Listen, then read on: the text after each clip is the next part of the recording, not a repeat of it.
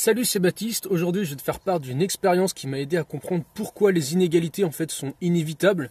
Et c'est une expérience qui a été faite par des chercheurs. Alors le but c'était pas du tout de trouver ce truc-là, ils cherchaient complètement autre chose. Et en fait voilà. Alors l'expérience rapidement, elle a été faite sur des rats. Le but, bah voilà, comme tu le vois là, je vais te mettre un dessin. C'était de voir comment les rats allaient faire pour aller chercher la bouffe de l'autre côté. Donc ils étaient dans un bocal, ils en ont mis 6. Et comment ils allaient faire pour aller chercher la bouffe et se ramener, c'était une sorte de test de conditions physiques. Et finalement, ce qu'ils se sont rendus compte, c'est que les rats, en fait, ils se sont bagarrés entre eux et qu'il y a eu un schéma qui est apparu, un schéma comme différentes sections avec 4 parties. Il y en a 2 qui étaient persécuteurs, 2 qui étaient persécutés, donc soumis aux 2 autres, un qui était complètement victime et qui se faisait complètement défoncer, et un autre qui était autonome, qui était solo. Et donc le mec solo, il allait chercher sa bouffe et il la défendait contre les autres. Les 2 victimes, elles allaient chercher de la bouffe et par exemple le fromage qui était de l'autre côté, et il le ramenait, il se faisait taper dessus par les 2 persécuteurs qui donc du coup lui donnaient la bouffe, et ensuite il pouvait prendre ce qui restait. Et la victime, elle était ni capable d'aller chercher la bouffe, ni capable de se défendre, donc elle avait rien, elle se faisait complètement défoncer. Et donc là, on voit, ils ont trouvé ça hyper étonnant. Ils se sont dit, comment ça se fait? Et donc ils ont fait ça dans plein de bocals différentes. Et ce qu'ils ont remarqué, c'est qu'à chaque fois, ça faisait ce truc-là. Alors, pour pousser l'expérience beaucoup plus loin, parce que ça les intéressait, ce qu'ils ont fait, c'est qu'ils ont pris que des victimes et les ont mis 6 par 6 dans des bocals. Et devine quoi? Ça fait exactement le même schéma. C'est-à-dire que parmi les victimes, il y en avait 2 qui étaient persécuteurs, 2 qui étaient soumis, un qui était victime et l'autre qui était solo. Et ils ont fait ça, ils ont pris que des solos, que des persécuteurs, que des victimes. Et à chaque fois, quand ils mettaient que cette caste-là ensemble, ça faisait en sorte que ça refaisait le schéma avec les deux et la victime et le solo. Et donc ça, c'est hyper important à comprendre, parce que ça veut dire que même les personnes qui se ressemblent, même les rats qui se ressemblent, quand tu les mets ensemble, il y a le si peu de différence, ça va faire que ça se sépare en castes. Et donc là, il y a comme une sorte de schéma de persécuteurs, de soumis, qui se met en place à chaque fois, comme si c'était quelque chose de naturel. Et alors moi, je me suis demandé, est-ce que chez les humains, ça fait pareil? Et par rapport à mon expérience personnelle, j'ai vu qu'il y a beaucoup de trucs à peu près qui ressemblent à ça. Ça serait, je pense, intéressant de faire la même expérience avec d'autres types d'animaux, peut-être d'autres mammifères, peut-être des poissons, voir comment ça se fait. Mais moi j'ai remarqué ça parce que en fait je suis passé dans plusieurs étapes. Quand j'étais par exemple au collège, clairement j'étais dans la partie victime, c'est-à-dire que j'en prenais plein la gueule dans tous les sens. Les profs, les autres élèves, les pions, tout. J'étais collé, j'étais insulté, j'étais en donné des surnoms, tout. Enfin, la totale. C'est à cette époque-là justement que je me suis renfermé dans les jeux vidéo et que ça a fait un peu une protection. Je me suis mis un peu dans ma bulle. Et quand je suis arrivé au lycée, et là je me suis dit, bon, c'est hors de question qu'on refait la même chose. Donc cette fois, je vais taper sur la gueule des autres et c'est moi qui va être le persécuteur entre guillemets. Et du coup, alors, je m'excuse parce qu'il y a 2 personnes qui ont vraiment pris hyper cher, que j'ai vraiment tapé dessus, Anthony et Guillaume. Donc franchement, je m'excuse, hein, sincèrement, à cette époque-là, c'était pas du tout conscient ce phénomène-là. C'était plus un moyen de survivre, de taper pour pas être tapé, tu vois, c'est un peu le... Plus tu tapes sur les autres, plus tu passes pour un persécuteur, et plus tu... Voilà, plus tu... Enfin, t'as moins de chances d'être persécuté toi-même, tu vois. Mais en fait, c'est vraiment quelque chose de choquant, parce qu'on remarque ça partout, dans tous les cas. Il y a toujours des gens qui tapent sur les autres, des autres qui se soumettent. Et ça marche à différentes échelles. Par exemple, à l'échelle du pays, tu vas avoir par exemple des persécuteurs. Et ils ont remarqué, alors ça c'est important de le préciser avant, c'est que les persécuteurs c'était les plus stressés. Parce que si les soumis arrêtent d'aller chercher le fromage, les persécuteurs ils n'ont plus rien à bouffer. Ils sont persécuteurs, mais du coup c'est eux les plus stressés parce qu'ils dépendent des personnes soumises. La victime, elle n'a pas à être stressée puisque de toute façon elle n'a rien. Et le mec solo, il va chercher son bout de fromage et il défend, donc lui tout va bien.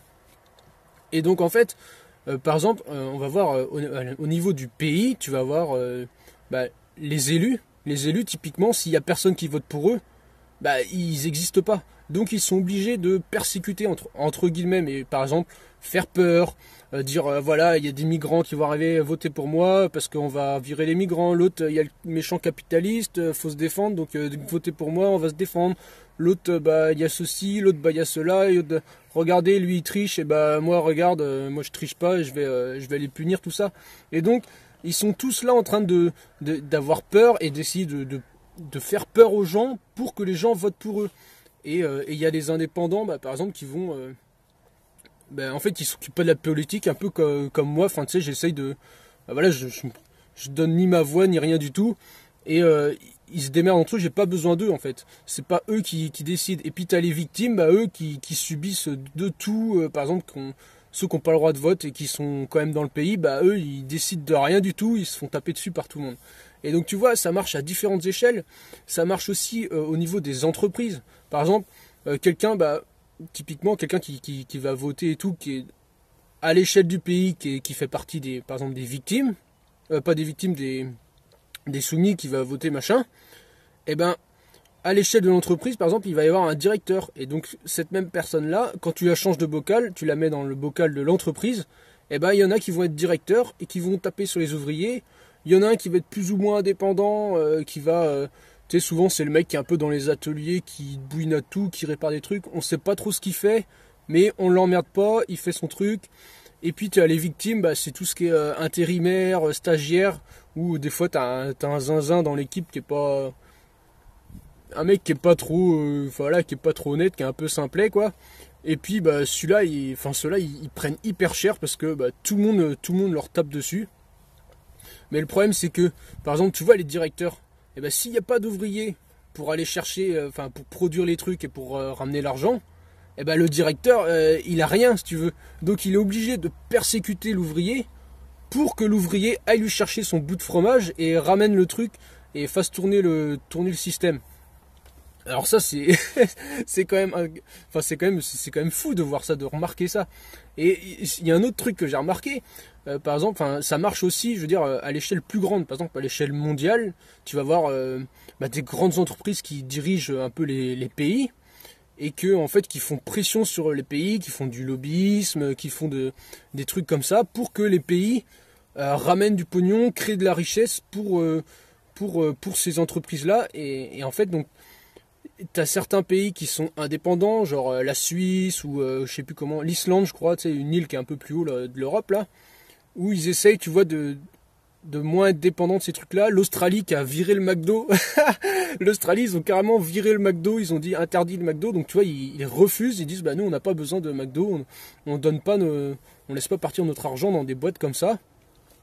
Et en fait, c'est un peu, tu vois, ça refait le même schéma. Et puis t'as des pays complètement victimes. Je pense à beaucoup de pays d'Afrique où ils sont juste pillés, ils ont des ressources. Et les grosses boîtes, elles arrivent, elles pillent. Littéralement, elles prennent tout, mais sans échange, sans rien. Donc elles prennent tout. Et t'as les pays soumis, tu vois, par exemple Europe, USA, tout ça, qui vont produire quelque chose, aller chercher le bout de fromage. Et puis t'as les grosses entreprises qui persécutent les pays pour faire du pognon.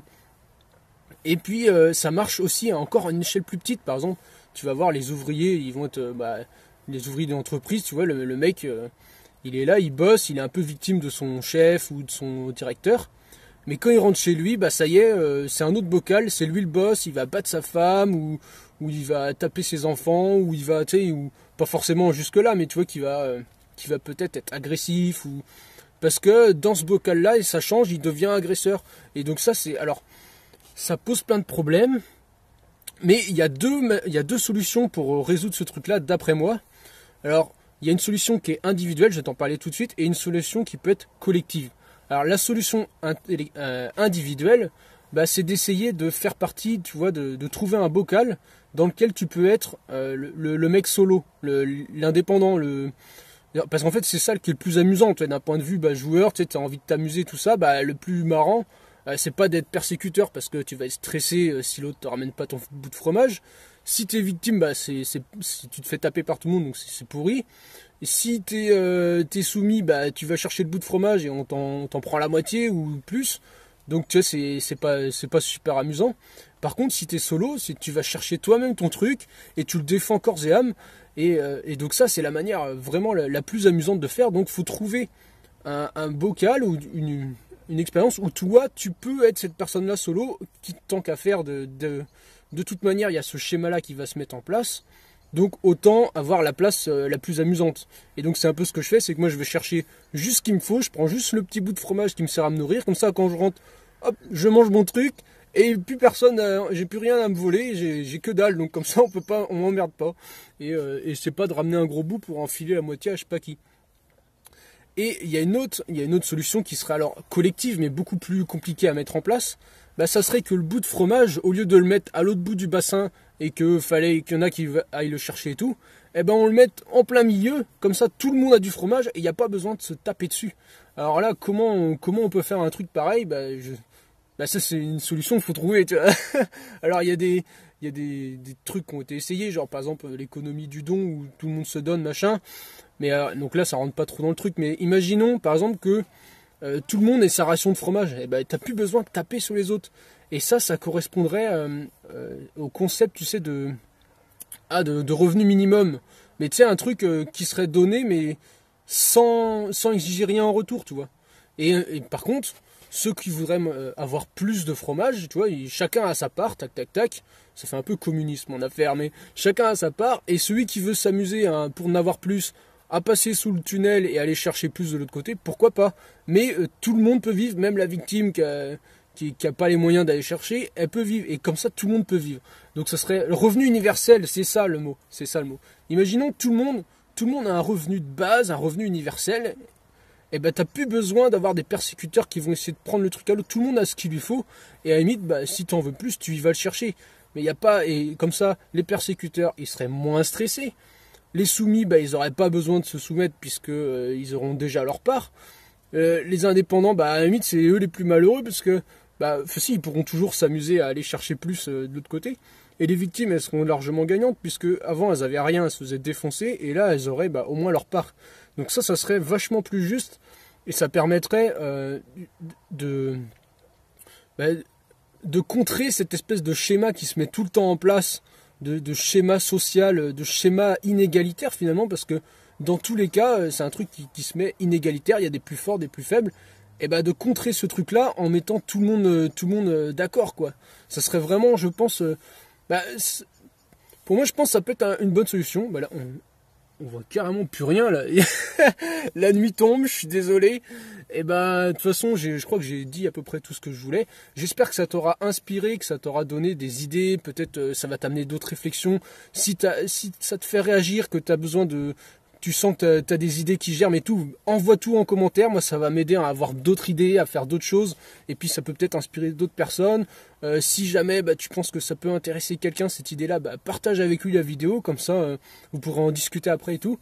Et puis, moi, je te dis à bientôt pour une prochaine vidéo. En attendant, amuse-toi bien. Salut!